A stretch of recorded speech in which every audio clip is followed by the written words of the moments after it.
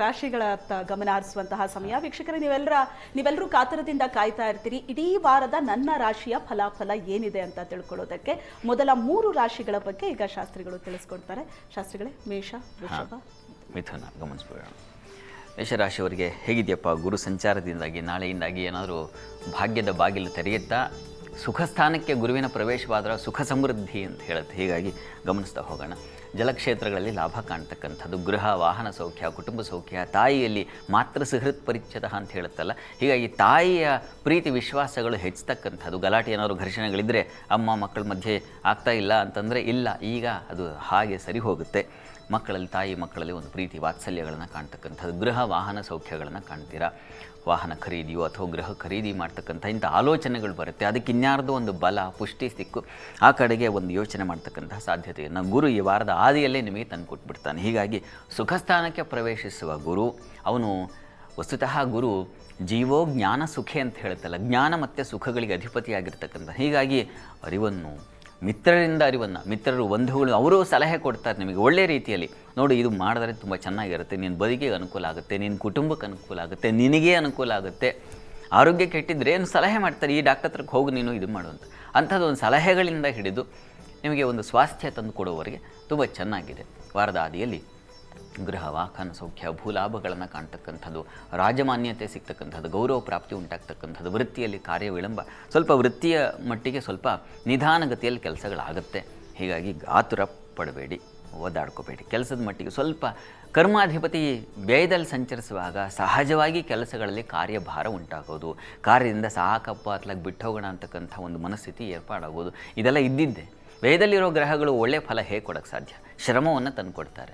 ಆದರೆ ಈ ಗುರುವಿನ ಬದಲಾವಣೆ ಸ್ವಲ್ಪ ಸೌಖ್ಯವನ್ನು ಹೆಚ್ಚಿಸಿ ಆ ಶ್ರಮ ಸ್ವಲ್ಪ ಕಡಿಮೆ ಆಗಿದೆ ಅಂತಲೂ ಅನಿಸುತ್ತೆ. ಹೀಗೆ ಯೋಚನೆ ಮಾಡಬೇಡಿ. ಇನ್ನು ವಾರದ ಅಂತ್ಯ ಭಾಗಕ್ಕೆ ಹೋಗೋಣ. ವಾರಾಂತ್ಯದಲ್ಲಿ ನಿಮಗೆ ಸ್ವಲ್ಪ ಥ್ರೋಟ್ ಇನ್ಫೆಕ್ಷನ್ ಆಗ್ತಕ್ಕಂತಹ ಸಾಧ್ಯತೆಯನ್ನು ಸೂಚಿಸ್ತಾ ಇದೆ.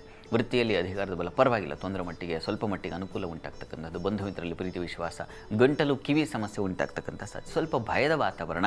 ಅಲ್ಲಿ ವಸ್ತುತಃ ಬುಧ ಶುಕ್ರರು ಸೇರಿದರೆ ಅಲ್ಲಿ ಹೇಳುತ್ತೆ ವಾಗ್ಮಿ ಭೂಗಣಪಃ ಸಿತೇನ ಮೃದನ ಅಂತ ಹೇಳುತ್ತೆ. ಹೀಗಾಗಿ ನಿಮ್ಮ ಬಲ ಏನು ಅಂದರೆ ಮಾತು, ಅವುಗಳಿಂದ ನಿಮಗೆ ಕೆಲಸಗಳಲ್ಲಿ ಸುಲಭತೆ ಉಂಟಾಗುತ್ತೆ, ಅದರಲ್ಲಿ ಸಂಶಯ ಇಲ್ಲ, ಯೋಚನೆ ಮಾಡಬೇಡಿ. ಇನ್ನು ಪರಿಹಾರ ಏನಪ್ಪ ಅಂತಂದರೆ ಧನ್ವಂತರಿ ಪ್ರಾರ್ಥನೆ ಮಾಡಿ. ಆರೋಗ್ಯದ ದೃಷ್ಟಿಯಿಂದ ಧನ್ವಂತರಿ ಆರಾಧನೆ ತುಂಬ ಒಳ್ಳೆಯದು. ಇನ್ನು ವೃಷಭಕ್ಕೆ ಹೋಗೋಣ. ವೃಷಭ ರಾಶಿಯವರಿಗೆ ವಾರದ ಆದಿಯಲ್ಲಿ ಆರ್ಥಿಕ ಲಾಭ, ಕುಟುಂಬ ಸೌಖ್ಯ ಚೆನ್ನಾಗಿದೆ. ವೃತ್ತಿಯಲ್ಲಿ ಅಧಿಕಾರ ಗೆಲುವು ಶನೈಶ್ಚರದಿಂದಾಗಿ ಚೆನ್ನಾಗಿದೆ. ನಂಬಿಕೆ ವಿಶ್ವಾಸಗಳು ಹೆಚ್ಚುತ್ತೆ. ಕಲೆ ಸಾಹಿತ್ಯ ಸಂಗೀತಗಳಲ್ಲಿ ತುಂಬ ಚೆನ್ನಾಗಿದೆ. ಅದು ಹೇಳಿನಲ್ಲ, ಶುಕ್ರ ಬುಧರು ದ್ವಿತೀಯ ಸ್ಥಾನದಲ್ಲಿದ್ದರೆ ಅದು ತುಂಬ ಮಾತಿಗೆ ವಾಗ್ಮಿ ಭೂಗಣಪಃ ಅಂತ ಹೇಳುತ್ತೆ. ಹೀಗಾಗಿ ಮಾನ್ಯತೆ ಸಿಗ್ತಕ್ಕಂಥದ್ದು, ಕುಟುಂಬದಲ್ಲಿ ಮಾನ್ಯತೆ ಆಗಬಹುದು. ನಿಮ್ಮ ಮಾತಿಗೆ ಒಂದು ರಾಜಮಾನ್ಯತೆ ಗಾಂಭೀರ್ಯತೆ ಬರ್ತಕ್ಕಂಥದ್ದು, ಕುಟುಂಬದಲ್ಲಿ ಗೌರವ ಹೆಚ್ಚತಕ್ಕಂಥದ್ದು, ಈ ರೀತಿಯ ಶುಭ ಫಲಗಳನ್ನು ಸೂಚಿಸ್ತಾ ಇದೆ. ಗುರುಬಲ ಹೋಗಬಹುದು ನಿಮಗೆ, ನಾಳೆಯಿಂದ ಗುರುಬಲ ಇರಲ್ಲ. ಆದರೆ ಶುಕ್ರ ಬುಧ ಜನ್ಮಾಧಿಪತಿ, ವಾಗಾಧಿಪತಿ, ಪಂಚಮಾಧಿಪತಿ, ಧೀಶಕ್ತಿ ಅಧಿಪತಿ ದ್ವಿತೀಯದಲ್ಲಿದ್ದಾಗ ಅದು ನಿಮ್ಮ ಬುದ್ಧಿಶಕ್ತಿಗೆ ಬಹಳ ವಿಶೇಷವಾದ ಮಾನ್ಯತೆ ಸಿಗುತ್ತೆ, ಬಲ ಇರುತ್ತದೆ. ನೀವು ಒಂದು ಮಾತಾಡಿದ್ರೆ 10 ಜನ ಪಾಲಿಸುವ ಹಾಗಾಗ್ತಕ್ಕಂಥದ್ದು, ಇದ್ರದ್ದೆಲ್ಲ ಇದೆಯಲ್ಲ. ಇನ್ನು ಕರ್ಮಾಧಿಪತಿ ಶನೈಶ್ಚರನು ಕೂಡ ಲಾಭದಲ್ಲಿರ್ತಕ್ಕಂಥದ್ದು, ಇದನ್ನೆಲ್ಲ ಸೂಚಿಸ್ತಾ ಇದೆ. ಹೀಗಾಗಿ ವೃಷಭ ರಾಶಿಯವರಿಗೆ ಹೇಗಿದೆಯಪ್ಪ ಅಂತಂದರೆ ಬಲವೇ ಇದೆ. ಗುರುಬಲ ಹೋಯಿತು ಅಂತಂದರೆ ಬೇರೆ ಗ್ರಹಗಳ ಬಲ ಅಲ್ವಾ, ಅದು ಬಲ. ಹೀಗಾಗಿ ಆ ಮಟ್ಟಿಗಿನ ಒಂದು ಸದೃಢತೆ ತಮಗಿದೆ, ಖಂಡಿತ, ಅದರಲ್ಲಿ ಸಂಶಯ ಇಲ್ಲ.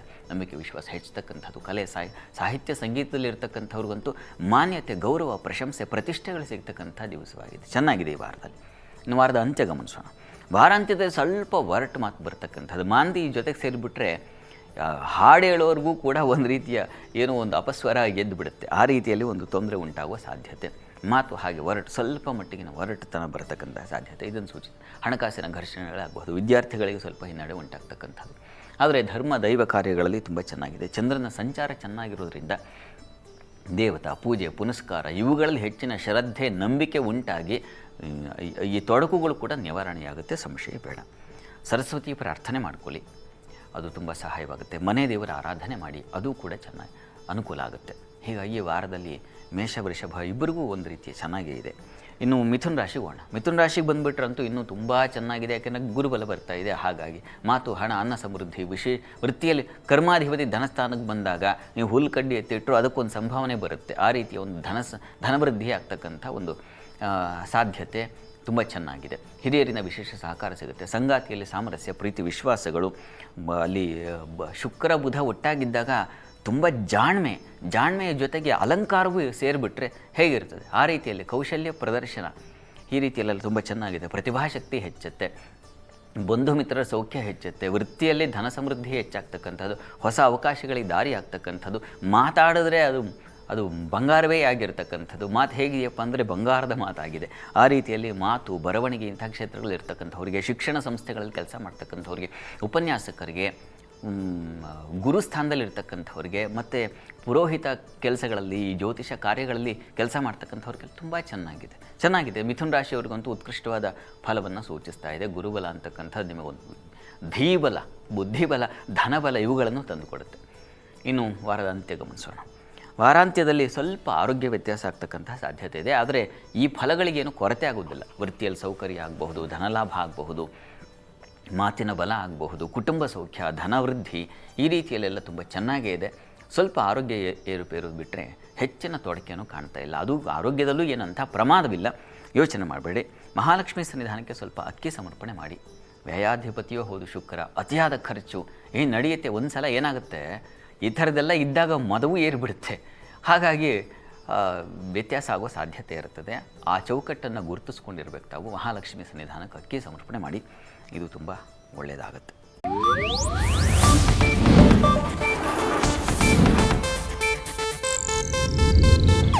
ಇದು ಏಷ್ಯಾನೆಟ್ ನ್ಯೂಸ್ ನೆಟ್ವರ್ಕ್ ಪ್ರಸ್ತುತಿ.